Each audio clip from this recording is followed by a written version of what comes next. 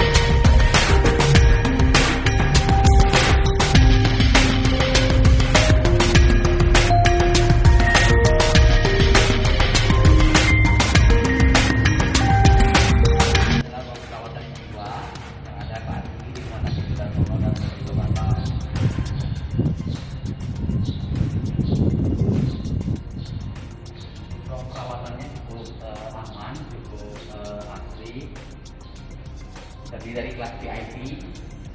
Kelas VIP-nya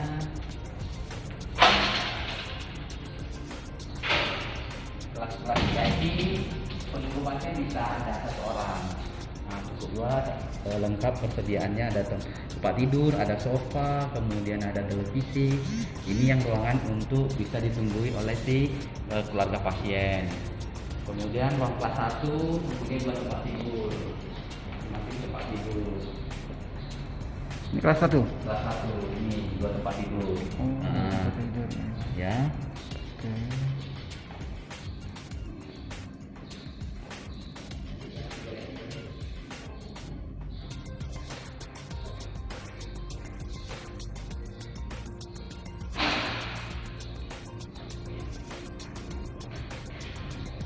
Ini ruang isolasi. Ruang isolasi ada lampu ini, kita nggak hidup. Lampu ini udah di sana. Ruang isolasi agak gelap kalau di shoot kameranya. Ada 2 tempat tidur juga, ada 2 ruangan. Ruangan 1, ruangan 2 itu ya. Ya. kemudian di sini. Nah,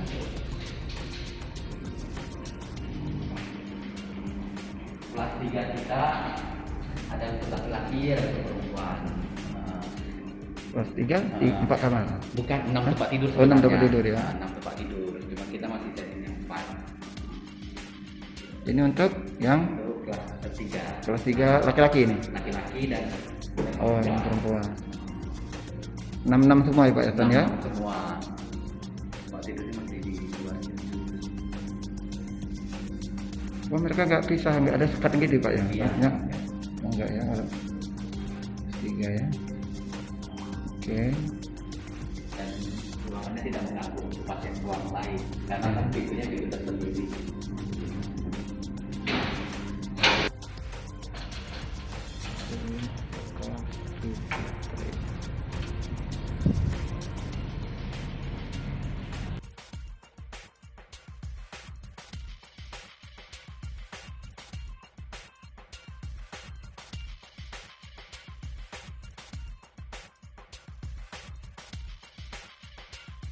Jadi dari latar belakangnya kenapa kita membuat penambahan pelayanan di bidang kesehatan jiwa, salah satunya berdasarkan dari pembicaraan dari owner kami dengan kepala dinas kesehatan, bahwa faktanya saat ini di Kepri ya, satu Kepri itu hanya ada satu rumah sakit yang memberikan pelayanan rawat inap terhadap pasien dengan gangguan jiwa atau ODGJ sebutannya. Nah, dari situlah kami kemudian mendapatkan arahan dari owner kami untuk kita buka pelayanan jiwa, karena masih sesuai dengan visi dan misi rumah sakit kami juga. Visi kami adalah menjadi rumah sakit trauma dan non trauma. Nah, kejiwaan kan bisa trauma di jiwanya juga kan ya. Jadi makanya itu masih tidak meleset lah dari visi rumah sakit kami. Dari situ kami cari data, ternyata kita ini memang dibanding provinsi lain kita paling kecil angka kasus ODGJ-nya. Tapi itu data yang kami dapat dari Riskerdas 2018, itu 3%. Nah, 3% lumayan, angkanya banyak. Saya nggak tahu, yang udah pasti sih yang namanya Kota Batam itu kan kota singgah ya. Nah, kita yang belum tahu, yang tidak kita ketahui dengan pasti, kasus narkoba pasti banyak karena lintas negara juga. Kita dekat Singapura, kita dekat Malaysia, kita dekat negara lain, Vietnam dan sebagainya gitu.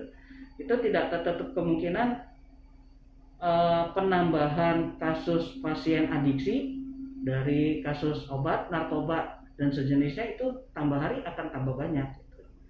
Jadi berdasarkan latar belakang itu tadi kita buat ya. Jadi tantangan juga buat kita karena ruangannya itu khusus. Ruangannya khusus dan kita juga lakukan survei ya, bahasannya ke rumah sakit di Angku Haji Daud di Tanjung Uban. Itu kita lihat contohnya di situ karena kan lagi pandemi ya, kita nggak bisa ke kota lain, ke Jawa atau ke Bogor ada rumah sakit Marzuki kan di situ, kita nggak bisa meninjau ke situ, kita lihat yang dekat.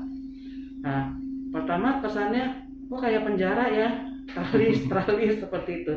Tapi memang setelah mendengarkan penjelasan dari dokter spesialis jiwa kita, dokter Yunita, dan kita juga ada dibantu oleh orang yang pakar di bidang jiwa juga, perawat S2 itu di bidang kesehatan jiwa, Ibu siapa Pak? Yanti Girsa. Nah, mendapatkan masukan dari mereka ya, jadi kita buatlah sesuai arahan mereka. Kita buat dari tadinya kapasitas ruangan itu 22 bed, sekarang menjadi 19 bed. Jadi ada 3 ruangan yang kami sekat. Itu mungkin orang awam akan lihatnya seperti penjara. Jadi nggak ada apa-apa di dalam, hanya bed, kemudian ini teralis. Karena tidak boleh ada tempat menggantung untuk pasiennya nanti kalau ada keinginan untuk bunuh diri, mencegah hal itu. Kemudian kaca juga kita ganti dengan akrilik. Jadi persiapannya cukup banyak juga. Yang tadinya kita targetkan awal Agustus selesai, ternyata belum selesai ya. Pertengahan lah kurang lebih baru selesai. Minggu ketiga sudah finishing. Saat ini udah bisa kami menerima pasien. Hanya satu aja kurangnya, ruang seklusi. Jadi kami ada ruang VIP. Ruang VIP itu ada syaratnya. Dia harus ditunggu dengan keluarganya. Kan ada keluarga yang dia mungkin mendapatkan kabar, image yang buruk bahwa pasien-pasien jiwa tuh di rumah sakit jiwa ditelantarkan, dibully. Nah, bisa aja si keluarganya kalau punya sikap atau pendapat seperti itu, dia wajib menepatinya di ruang VIP itu. Ada satu ruangan. Kemudian ada kelas 1. Kelas 1 ada 2 kamar. Ada ruang kelas 2. Nah, kelas 2 itu bisa satu kamar tuh sendirian ya, sendiri ya. Terus kita juga punya ruang isolasi. Ruang isolasinya ada 2 jenis. Satu ruang seklusi yang tadi saya bilang yang serba spon, jadi menghindarkan si pasien itu membenturkan kepala atau badannya ke lantai atau ke tembok. Itu yang masih belum siap.